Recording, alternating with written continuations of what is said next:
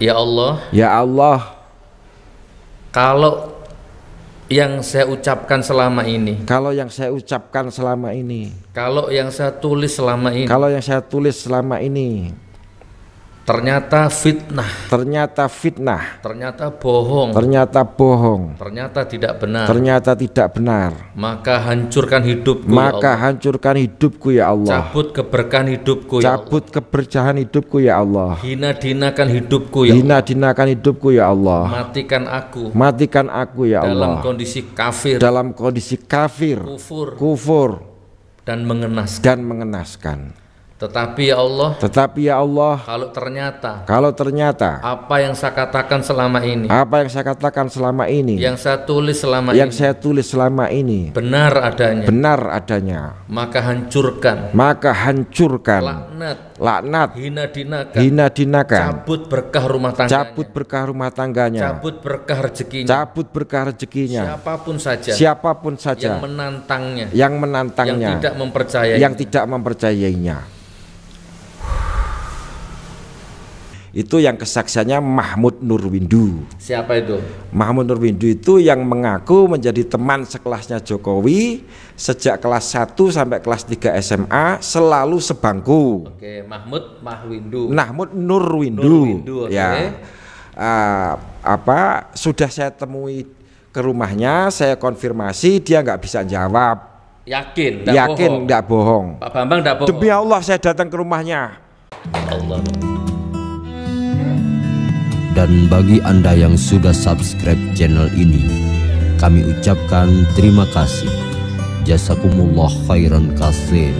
Semoga diberikan keberkahan yang berlimpah. Amin.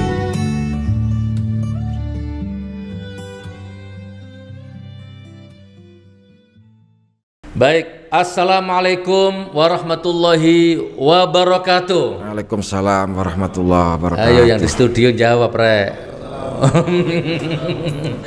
Alhamdulillahirabbil alamin, ya Allah, bersyukur kepada Allah. Alhamdulillah ya Allah, alhamdulillah ya Allah, alhamdulillah ya Allah. Apapun situasinya, kondisinya, apapun momentumnya, ya, apapun nasibnya, setragis apa, sengenes apa, sebahagia apa, tidak penting. Yang penting bersyukur. Insya Allah dengan bersyukur relatif akan ada harapan baru, ada masa depan baru, ada rezeki baru, ada ilmu baru, ada silaturahim baru, ada informasi baru, semua serba baru. Dengan bersyukur insya Allah begitu. Maka ayo senantiasa bersyukur. Alhamdulillahirabbil alamin. Allahumma sholli ala sayyidina Muhammad wa ala ali sayyidina Muhammad. Senantiasa bersolawat kepada Nabi Muhammad sallallahu alaihi wasallam yang hidup mati kita berada di dalam syafaat beliau. Sering kita katakan secara filsafah, ya Rob, aku bisa hidup tanpa angin kalau Engkau berkehendak. Aku bisa hidup tanpa matahari, aku bisa hidup tanpa cahaya, aku bisa hidup tanpa siang dan malam sekalipun kalau Engkau berkehendak. Aku bisa hidup tanpa apapun saja. Tapi ya Allah, sungguh aku tidak akan sanggup hidup tanpa syafaat Nabi Muhammad SAW. Jadi ayo senantiasa bersolawat, ya, insya Allah begitu. Baik, sahabat Gus Nur dimanapun berada, hari ini Senin 26 September 2022 hadir di studio orang yang fenomena, atau mungkin orang yang untuk sementara dimarginalkan, untuk sementara dianggap gak penting, untuk sementara bahkan dianggap orang gila. Wallahu a'lam bishawab. Tapi bagaimana setelah podcast ini nanti, mudah-mudahan Allah punya rencana dahsyat pasca setelah podcast ini. Amin. Hari ini telah hadir di studio GN Mas Bambang Tri, penulis buku Jokowi Undercover. Nah, ini yang ditunggu-tunggu orang. Kita sapa dulu. Assalamualaikum warahmatullahi wabarakatuh, Mas Bambang. Waalaikumsalam warahmatullahi wabarakatuh. Relax, Mas. Relax, Mas. Masya Allah. Ayo, sudah gak sabar ya? Sudah gak sabar Anda rupanya ya. Masya Allah. Beliau terkenal dengan penulis buku yang pertama, Jokowi Undercover. Dan buku itu tidak boleh terbit. Buku itu oleh Tito Karnavian, ya, waktu itu seorang Kapolri, katanya buku itu jelek. Buku itu tidak memenuhi standar akademisi katanya. Jadi saya akan kejar siapa orang di balik buku ini, yang mendanai, yang membiayai, yang mencetak, akan saya kejar gitu katanya beliau, katanya Pak Tito itu. Dan intinya ujung-ujungnya memang siapapun yang beli buku itu dikejar. Bahkan buku itu disuruh nyetor ya, disuruh mengembalikan ke polsek-polsek di seluruh Indonesia. Sedemikian takutnya dengan sebuah buku ya. Nah, dan akhirnya penulisnya pun dipenjara. Oke, akan kita kupas tuntas nanti ya. Intinya, mari kita simak acara ini, kita ikuti acara ini. Saya hari ini berusaha netral, walaupun saya nggak bisa netral. Saya tetap saat ini ya cocok, sependapat, sehati, dan percaya dengan apa yang diomongkan beliau ini. Tapi dalam hal ini saya harus netral, detik ini saya harus netral. Jadi video ini saya tujukan kepada semua orang, semua elemen, semua instrumen di negeri ini.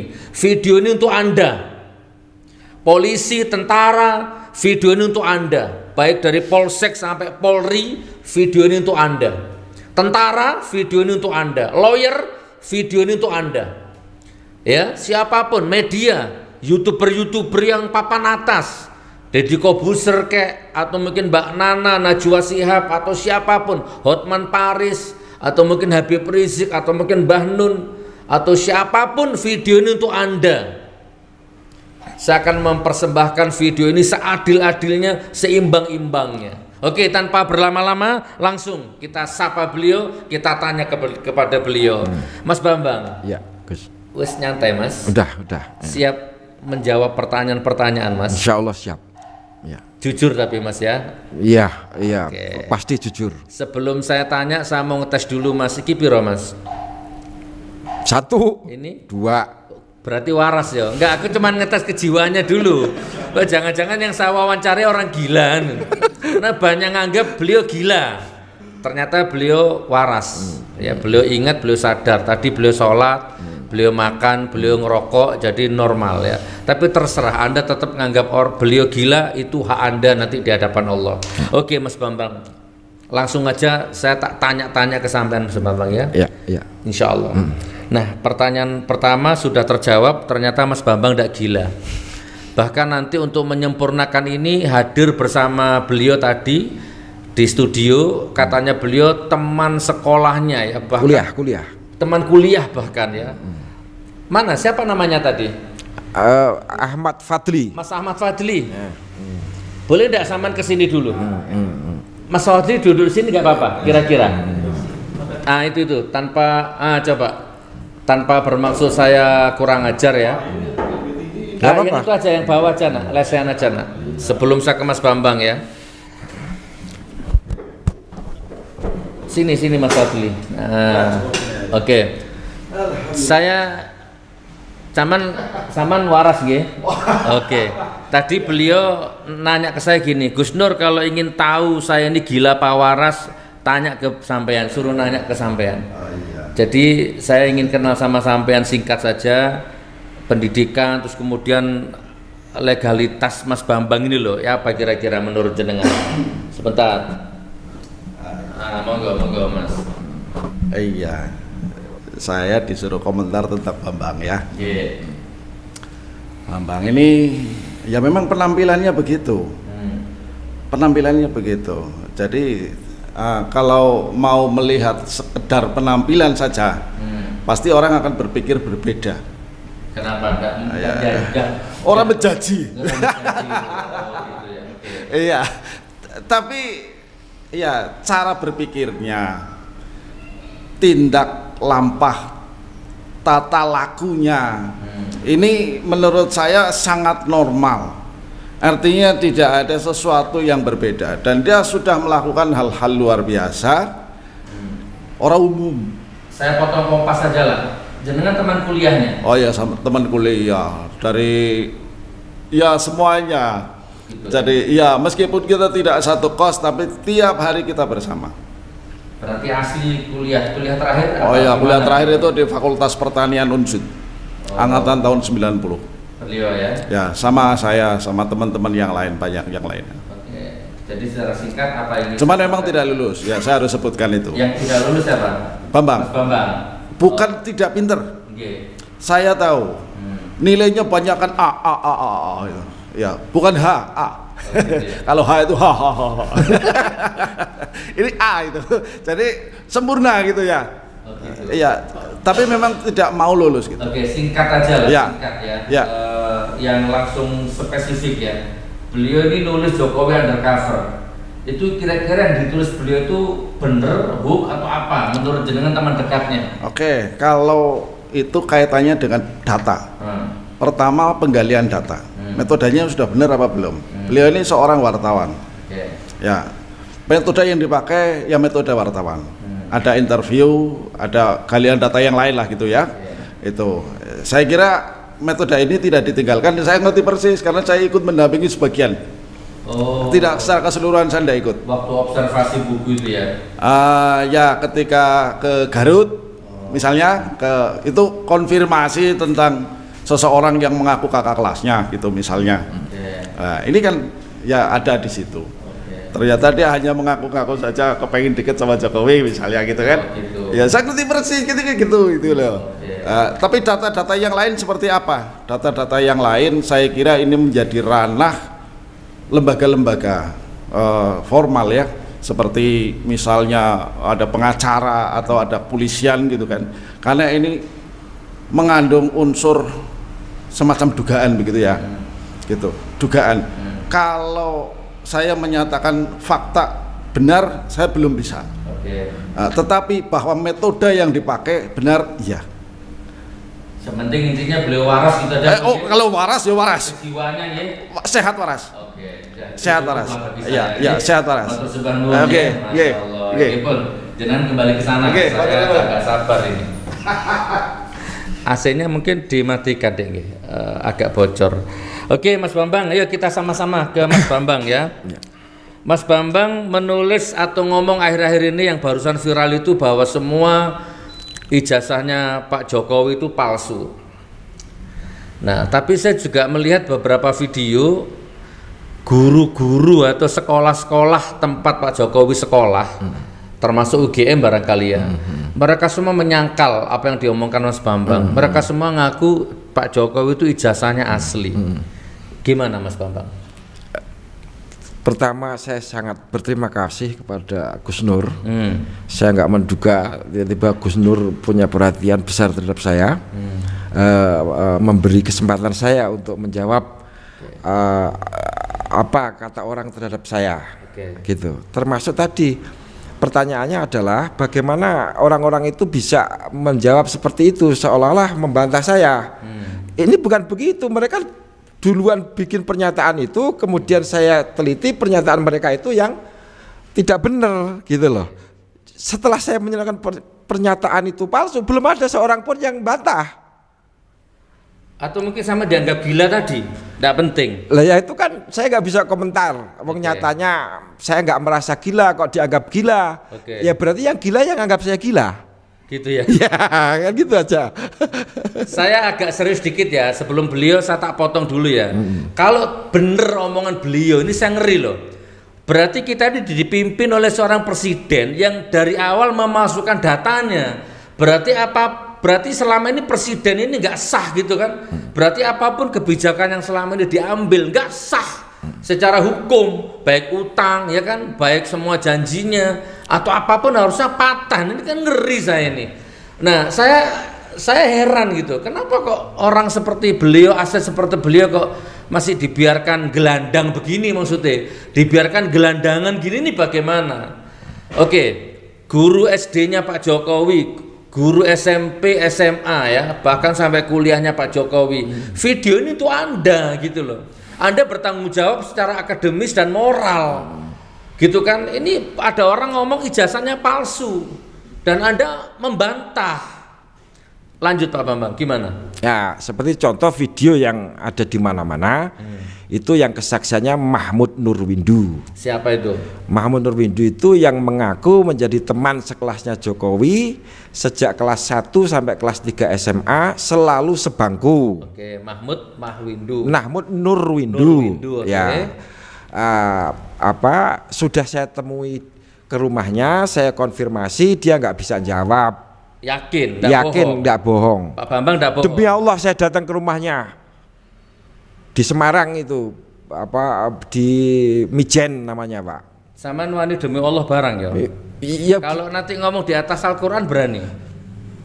Berani. Enggak ada soal bahkan saya sudah sering sekali meminta langsung kepada Allah di FB ya Allah, kalau ijazahnya Jokowi ini tidak palsu, saya minta saya jangan diberi hidup sampai matahari terbit, atau bahkan kok kurang cepat 5 menit lagi, itu Fadli saksinya, sudah 5 menit sudah kamu tidur, dia komentar gitu. Oke, gitu. Nantilah itu endingnya lah.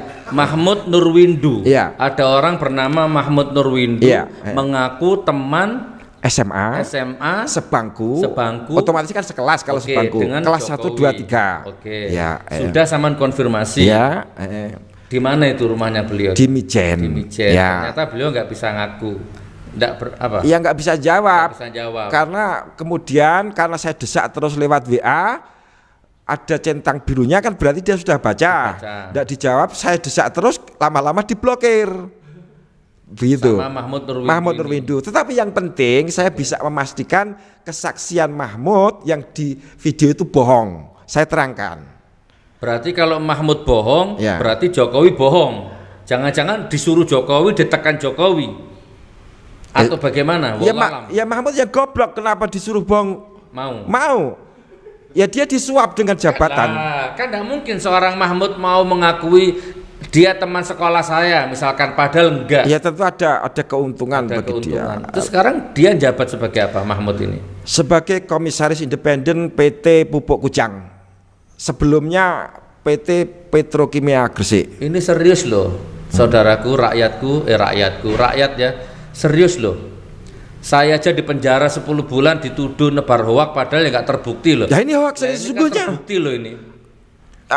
Hoaknya Mahmud itu jelas kabar bohong, dia nggak pernah sebangku.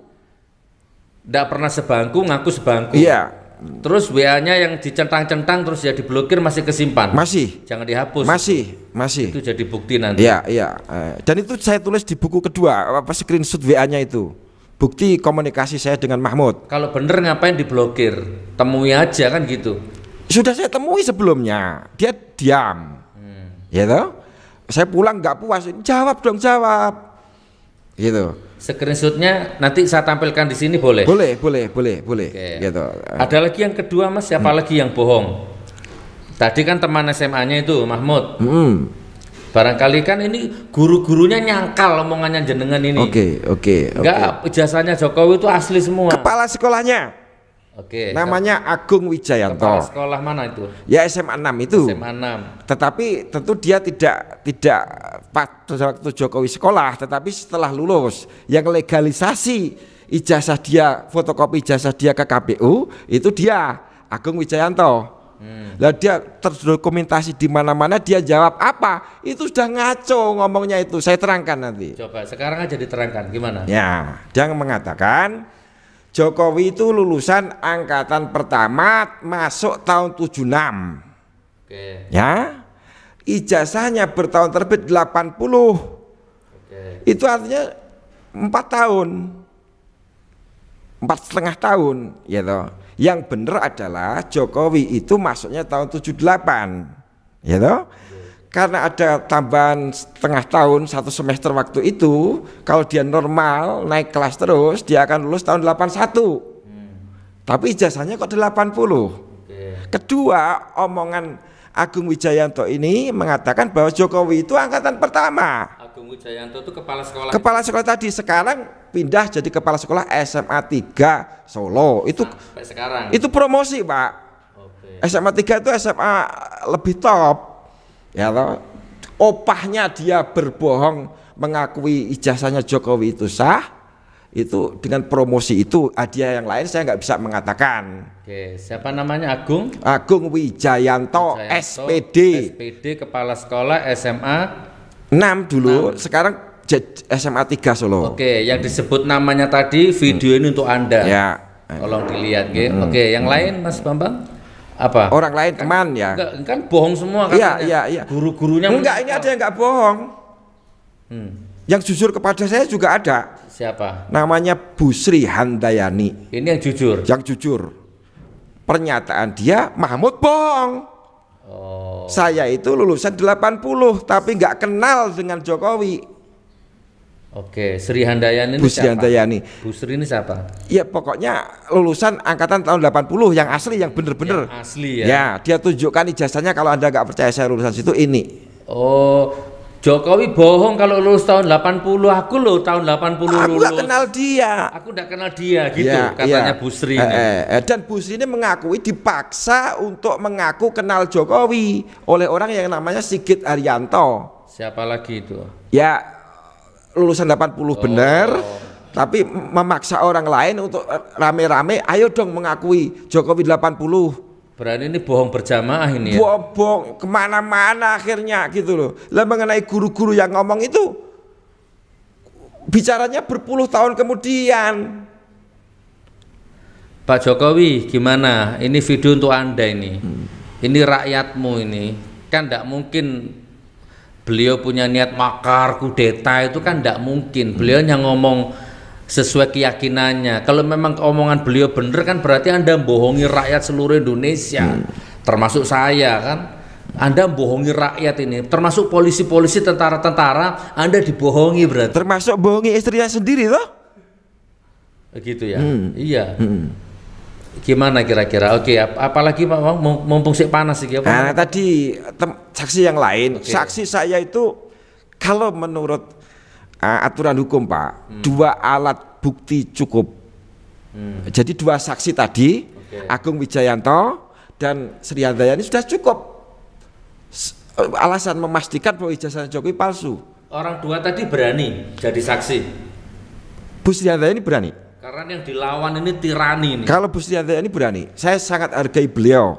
Nah, dan ini saya sampaikan, saya sangat takjub kepada keberanian dan kecerdasan Ibu Sri Handayani. Pak Gus Nur harus tahu, Bu Sri Handayani itu ngomong ke saya, Mas, sekarang berapa persen itu kontribusinya para alumni untuk perolehan suara? Kan kecil sekali. Mengapa mereka mendapat jabatan-jabatan penting? Ya untuk nyumpal ijazah palsunya itu. Bukan mulut saya yang ngomong, mulutnya Bu Sri Handayani. Bu Sri Handayani ini sekarang apa? Rakyat biasa, PNS? Dia pengusaha swasta. Oh, berarti merdeka lah. Iya, ya. Ini kita harus hormat, harus salut kepada keberanian Bu Sri Handayani. Ya Allah, ini ijazah-ijazah seting SD, SMP, SMA ya? SMA saja yang kita bahas tadi, cuma SMA ya. Terus sekarang kita masuk ke kuliahnya gimana? Ya tentu UGM-nya itu. Tentu ada pertanyaan, masa dia SMP nggak punya, SD punya? Ya punya. Tapi untuk menyesuaikan tahun palsu 80 itu, akhirnya yang SMP dan SD juga diajukan setahun kan gitu kan. Nah, lalu UGM Jokowi itu bau kampus UGM aja nggak pernah menginjakkan di sana waktu usia itu. Enggak. Bau cete orang. Enggak. Agak setuju kalau soal ini karena dari gestur public speakingnya juga, gestur tubuh juga kan beliau kayaknya nggak ada bau-bau. Nah, ini Gus Nur mau minta bukti segudang atau 3 gudang? Segudang aja dulu. Gitu ya. Maaf, ini supaya orang yakin ini betul. Bloko Suto. Ya, ya. Jadi begini. 1. Jokowi pernah ditulis di Tempo. IPK saya kurang dari 2. Masih ada clipping. Masih ada di buku saya. Clipping Temponya. Screenshotnya, clipping Temponya masih ada. Saksinya ada, nggak main-main. Pak tampilkan ya. Iya, Pak Mahfud MD. Sama Pak yang kemarin wafat, siapa? Pak Ketua Muhammadiyah Syafi'i Ma'arif ikut di situ. Jokowi menyatakan secara langsung IPK saya kurang dari 2. Dokumentasinya ada di majalah Tempo yang harus kita percaya. Berarti Tempo melaporkan sesuai fakta bahwa Jokowi ngomong IPK dia kurang dari 2. Lah saya kan pernah kuliah Pak. Kalau IPK kurang dari 2 itu artinya nilainya ada yang D. Ya, kalau C semua itu 2. Nggak masuk qualified ke UGM. Kalau dia nggak dimanapun nggak lulus kalau apalagi UGM. Apalagi UGM. Gitu. Harus 3 lebih atau apa gitu. Tapi kalau tempat saya unsut itu, tapi saya nggak menjelekkan unsut, yang tidak lulus saja begini, apalagi yang lulus, tentu lebih hebat kan gitu loh. Jadi, tapi saya bangga dengan kampus saya. Jadi jangan dikatakan saya ini kamu nggak lulus saja gitu, nggak soal nggak lulus bagi saya nggak soal. Gitu. Tapi saya nggak bohong, saya punya ijazah UGM, saya insinyur pertanian enggak. Saya ngaku nggak lulus di mana-mana.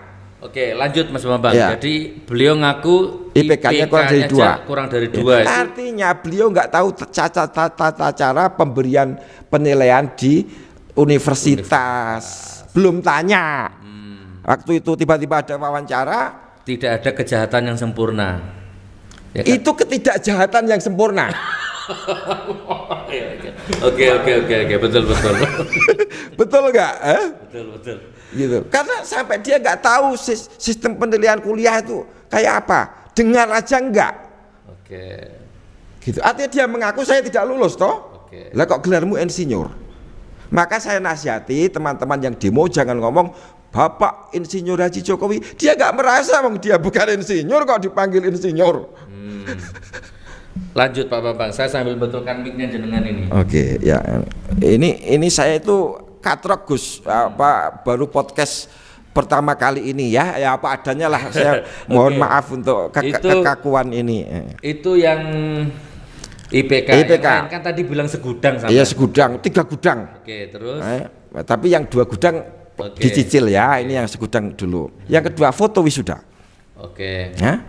Jokowi mengklaim di Instagram resminya, ini foto wisuda saya dengan Iriana. Saya sekarang menemukan bahwa foto itu fotonya Hadi Mulyono dengan Hidayati. Berarti dia bohong.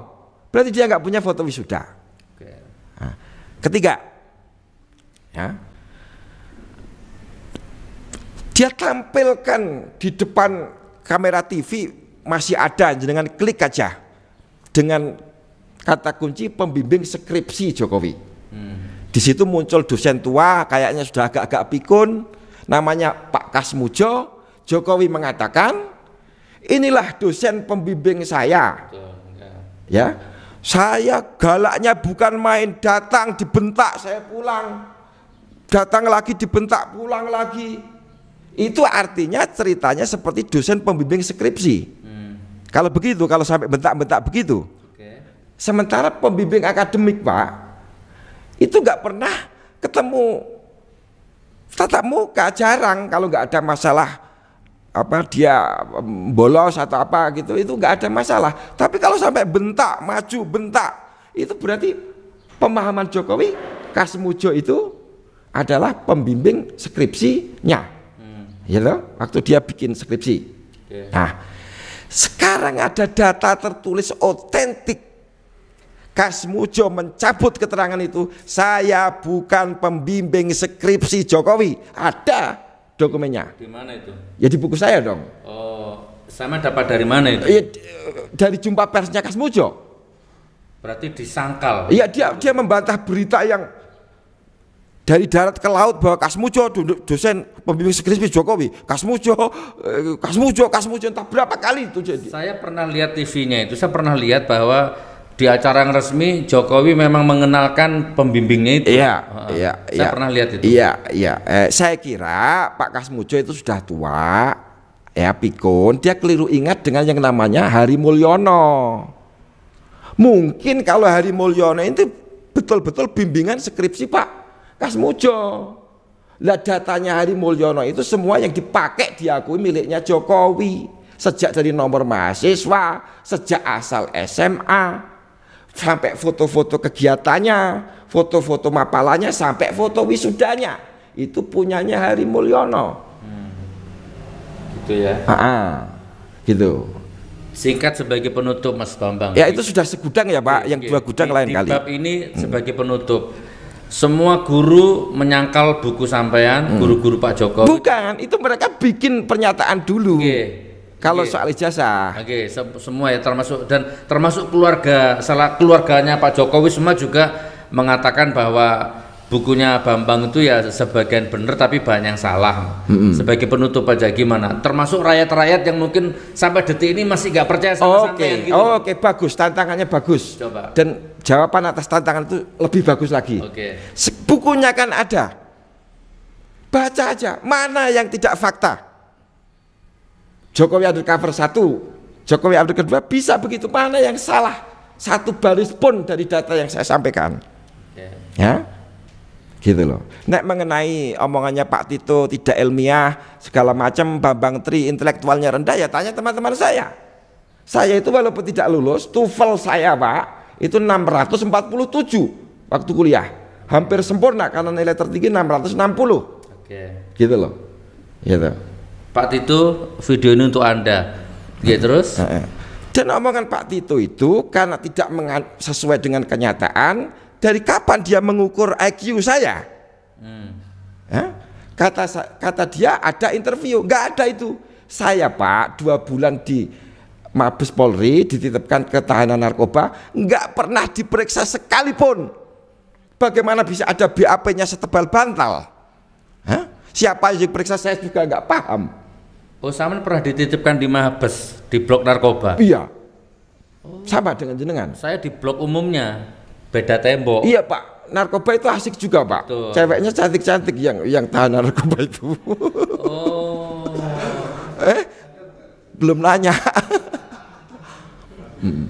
Gitu Pak.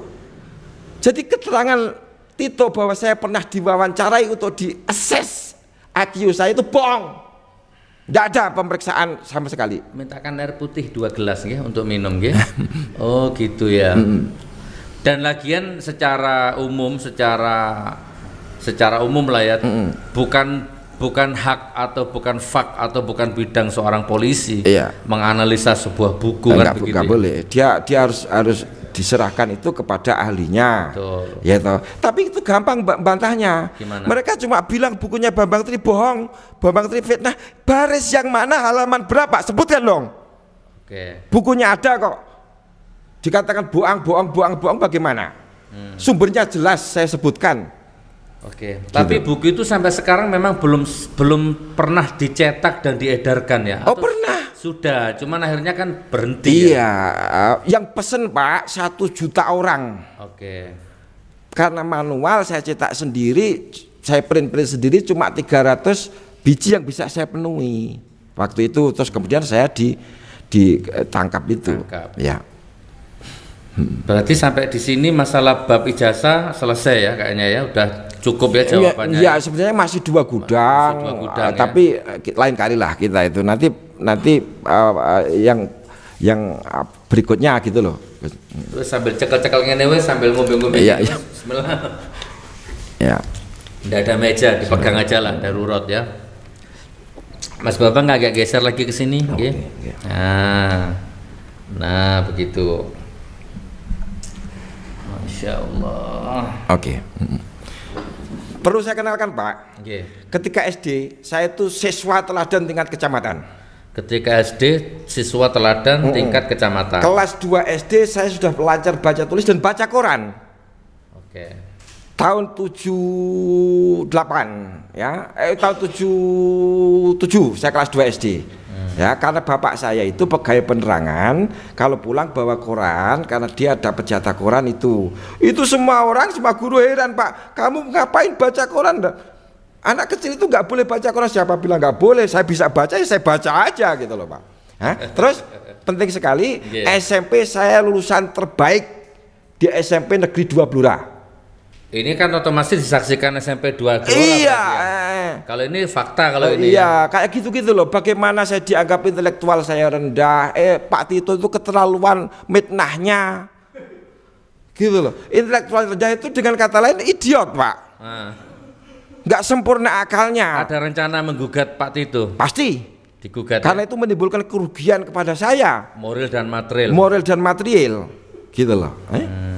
Ya kan yang jelas buku saya nggak jadi duit dong yang 1 juta pesanan. Oke.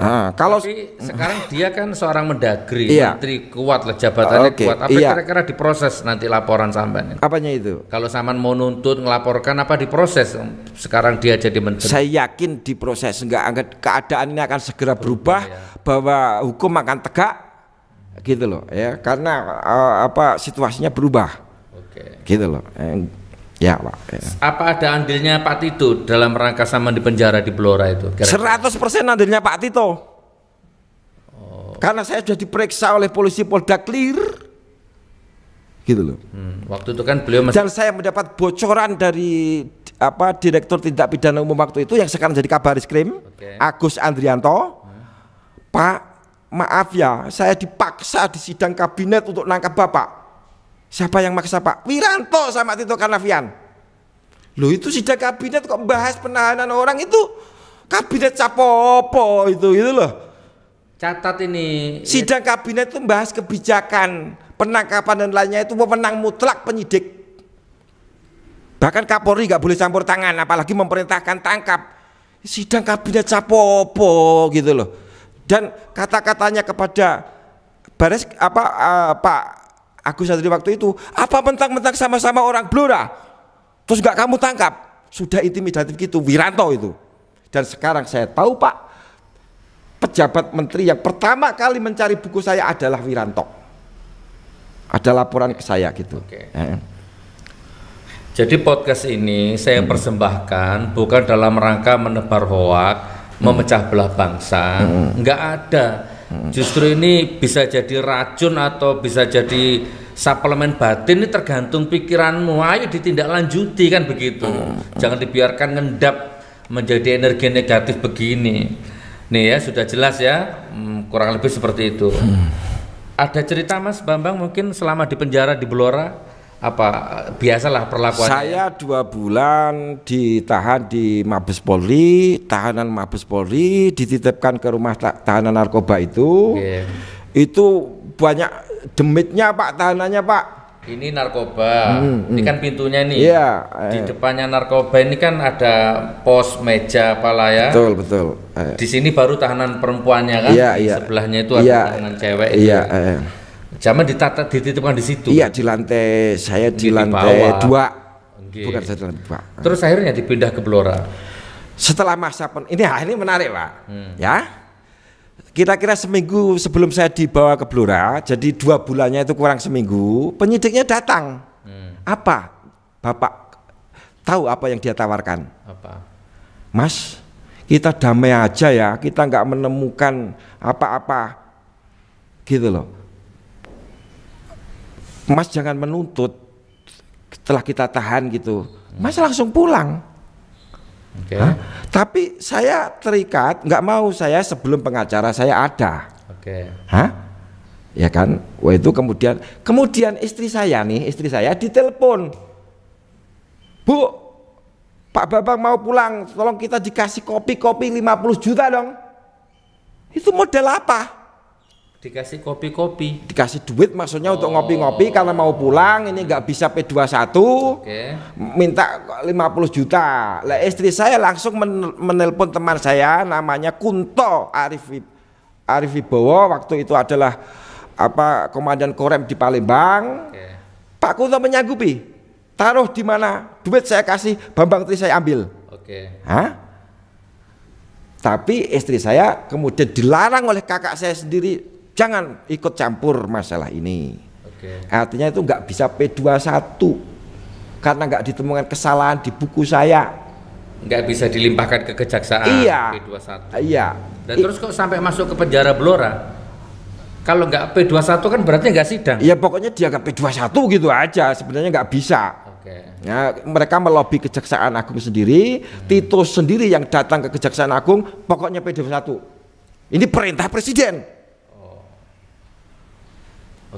Gitu, sehingga itu berlanjut, sidangnya pun nggak pernah disiarkan, walaupun wartawan datang. Itu nggak pernah, itu sidangnya kacau balau, hakim saya bentak, macam-macam saya bentak.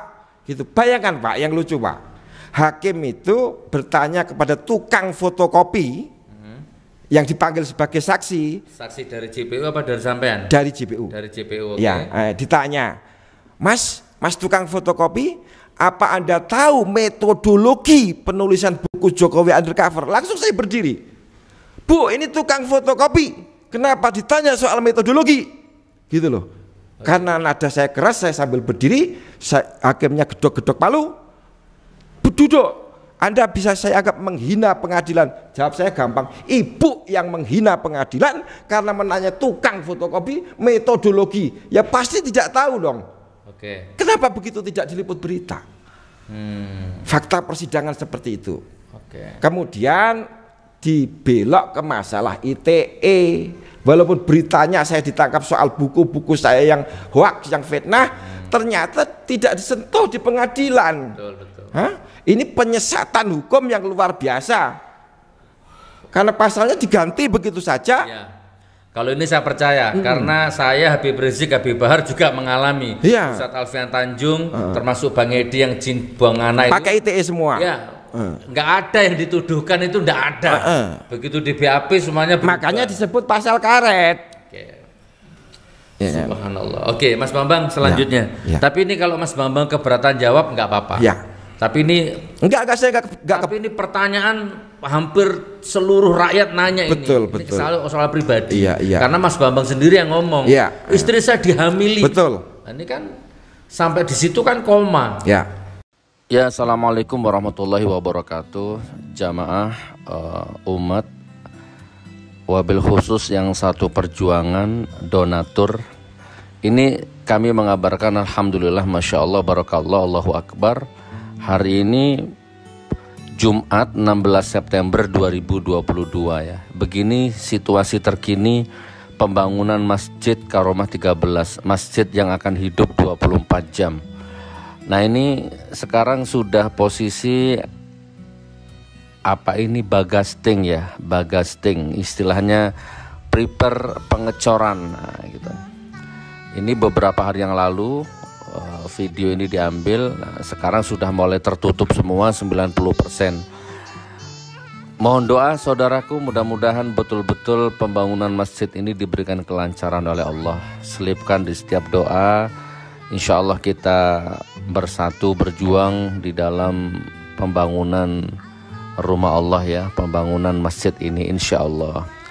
Seperti biasa kami cantumkan nomor rekening donatur, Anda bisa kirim ke sini atau mungkin Anda bisa kirim material langsung ke lokasi. Ke depan tentu butuh semen, korel, batu korel dan besi. Boleh langsung diantar ke lokasi.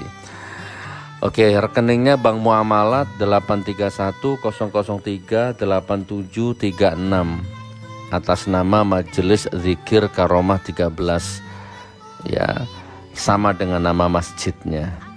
Kemudian nanti konfirmasi ke 0821-3433-3317. Nah, ini saudaraku situasinya. Ini beberapa hari yang lalu ya, kita ambil sekitar 4 hari yang lalu. Nah,